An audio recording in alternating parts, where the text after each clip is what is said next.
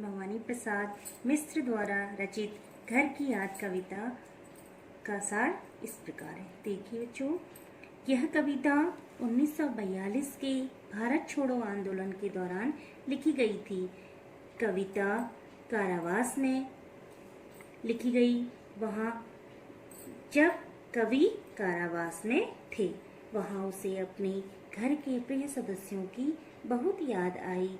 कविता का सार इस प्रकार है। आप देखिए, कवि अपने घर के सदस्यों को कहाँ रहते हुए याद कर रहा है? कारावास में। कवि कारावास में है, बाहर बरसात हो रही है, इस कारण उसके प्राण और मन घर की याद से घिर गए हैं। उसके घर में 4 भाई और 4 बहनें हैं। सबसे बहुत प्यारा गहरा प्यार है। कवि की माँ अनपढ़ है, किंतु वह ममता की मूर्ति है। उसकी स्नेह धारा का प्रसार कारावास तक फैला हुआ है। कवि के पिता चिर युवा हैं। वे अभी भी खुलकर हंसते हैं, दौड़ लगाते हैं। वे अत्यंत साहसी हैं। उनकी वाणी में बादलों जैसी गर्जन है, कामों में तूफान जैसी तेजी है। अर्थात चिरायु होने के बाद भी है, उनके अंदर साहस है, बादलों जैसी गर्जना है, काम को तूफानी से करने की जैसी स्फूर्ति है। कवि मन ही मन कल्पना करता है कि आज जब व्यायाम करके आए होंगे तो उनकी आंखों में भवानी की याद में आंसू आ गए होंगे। भवानी अर्थात कवि की आंसू याद में वे अपने 5वें पुत्र की याद करके रो पड़े होंगे। उनके पिता भवानी को सोने पर सुहागा कहते रहे हैं। हमेशा से वो अपने बच्चे को क्या कहते थे? सोने पे सुहागा। आज जबकि भवानी जेल में है तो उन्हें अपने अन्य बेटे भवानी से छोटे प्रतीत हुए होंगे। कवि कल्पना करता है कि भवानी की माँ ने उनके पिता को ढांढस बंधाया होगा, समझाया होगा, कहा होगा कि वह पिता की इच्छा जानकर ही कारावास में गया है। यदि वह देशभक्ति के इस महान कार्य से पांव पीछे खींच लेता तो वह उसकी कोख को लजाता। तब पिता ने अपने आंसू रोक लिए होंगे।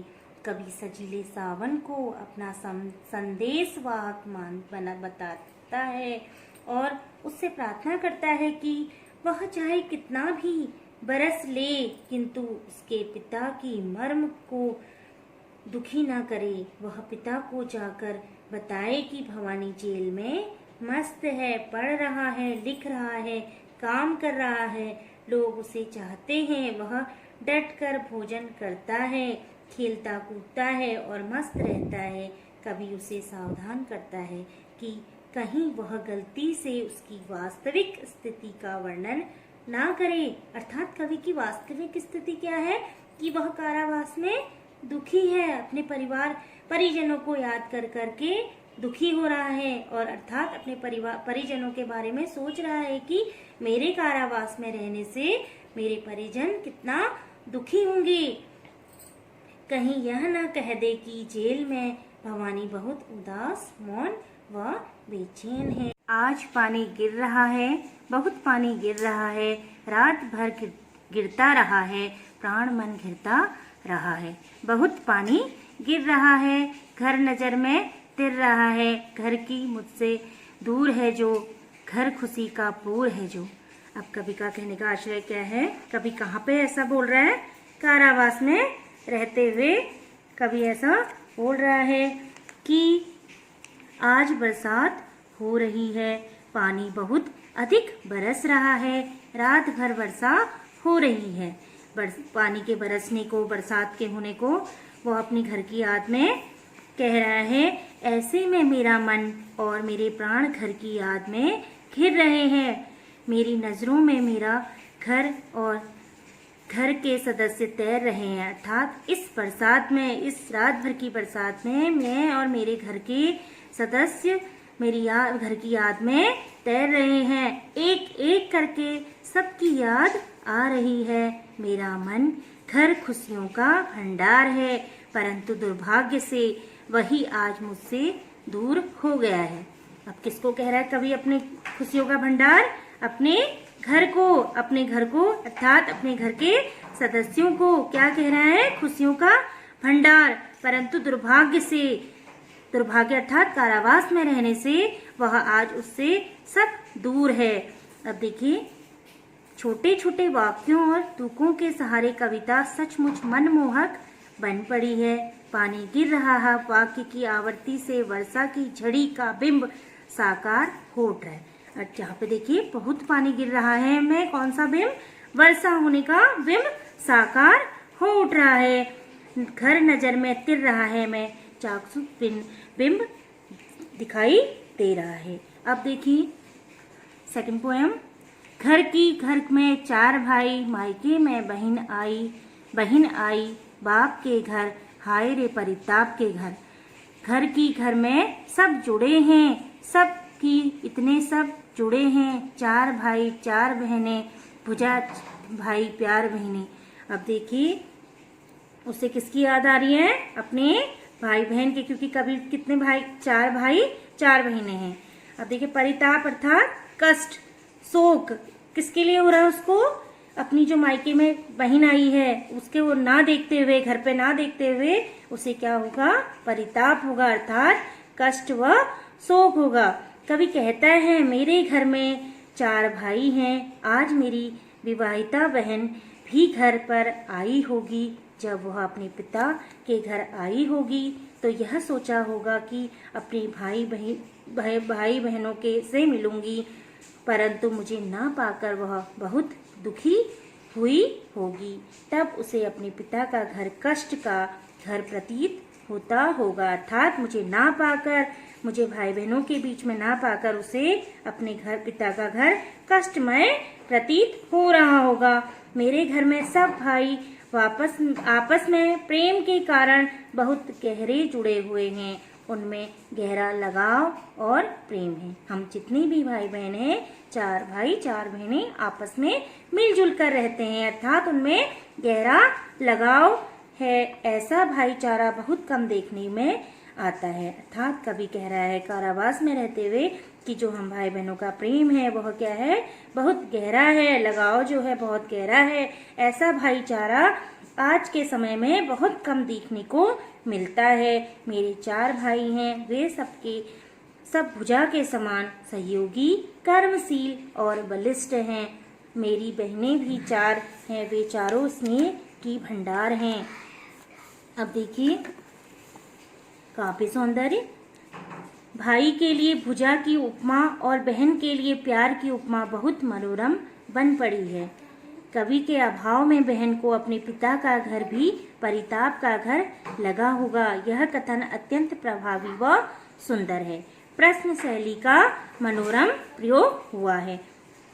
भुजा भाई में उपमा और अनुप्रास अलंकार है। क्यों? क्योंकि यहाँ पे भ वर्ण की आवर्ती, जहाँ पे एक ही वर्ण की आवर्ती बार बार होती है तो वहाँ पे कौन सा अलंकार होता है? अनुप्रास अलंकार होता है। और जहाँ पे हम किसी चीज की तुलना किसी से करते हैं तो वहाँ पे कौन सा अलंकार होता है? उपमा अलंकार। तो भाई की तुलना किससे की है?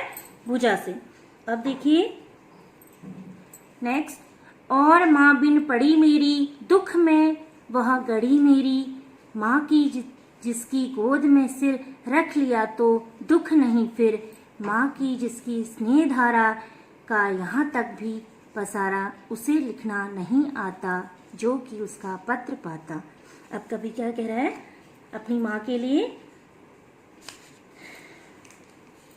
गड़ी अर्थात डूबी अर्थात धसी हुई, स्नेह धारा अर्थात प्रेम की धारा, प्रेम की भावना, पसारा अर्थात फैलाव या प्रसार या फैला हुआ। अब देखिए मेरी माँ, कवि कह रहा है कि मेरी माँ बेचारी है, अनपढ़ है, वह मेरे लिए वियोग में के दुख में डूबी हुई होगी। अर्थात मेरी माँ क्या है? बेचारी। क्यों कह रहा है वो? कि उसका बच्चा उससे दूर है, इसलिए वो माँ को बेचारी कह रहा है। अनपढ़ है, अनपढ़ अर्थात वह पढ़ी लिखी नहीं है, इसलिए वो अनपढ़।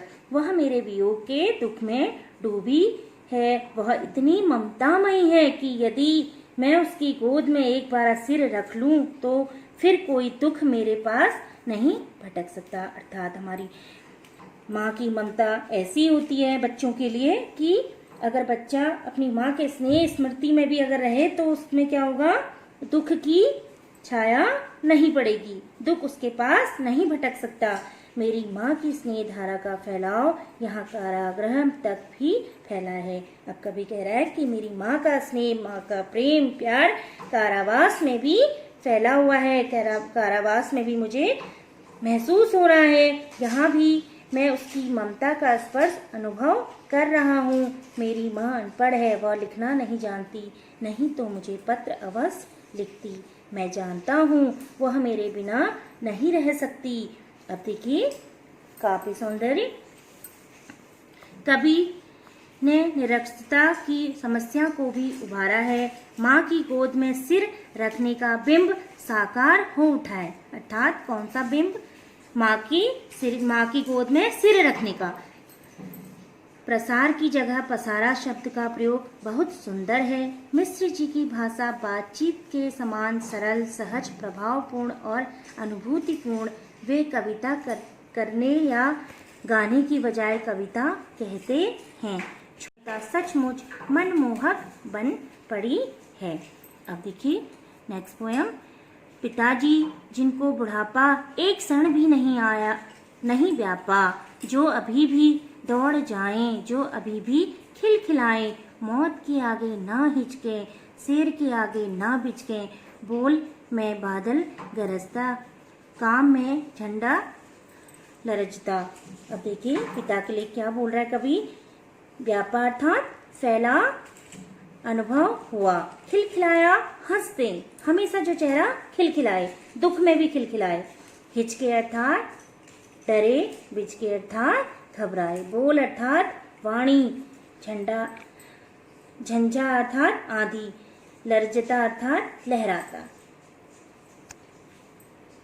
यद्यपि पिताजी बूढ़े हो गए हैं, परंतु उनके मन में कभी बुढ़ापा नहीं आया। अर्थात उन्हें मन की कमजोरी ने कभी नहीं छुआ। अर्थात उनकी मन की कमजोरी ने उन्हें कभी नहीं छुआ। अर्थात उनके मन में जो भी दुख है उस दुख ने उनको कभी नहीं छुआ।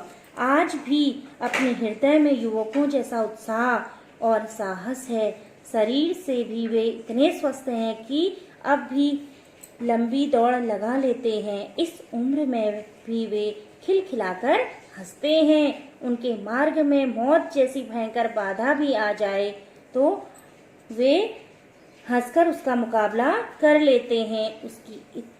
उसका किसी प्रकार का भय न माने सामने आता। शेर को देखकर भी वे न घबराएं। आज भी उनकी आवाज में कड़क है, बोलते हैं। दूर दूर तक बादल की गरज के समान उनकी आवाज सुनाई पड़ती है। जिस समय वे काम करने लगते हैं तो वे उनमें आंधी तूफान जैसी स्फूर्ति और गति आ जाती है। अब देखिए कवि काव्य सौंदर्य।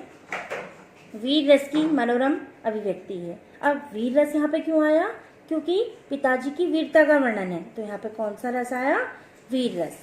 कवि के पिता की जिंदा दिली विशेष रूप से प्रभावशाली शब्दों में अंकित हुई है। उनका दौड़ना, खिलखिलाना, मौत और शेर के सामने भी न घबराना, बादलों के समान गंभीर वाणी होना उनके प्रभावशाली व्यक्तित्व के परिचायक हैं।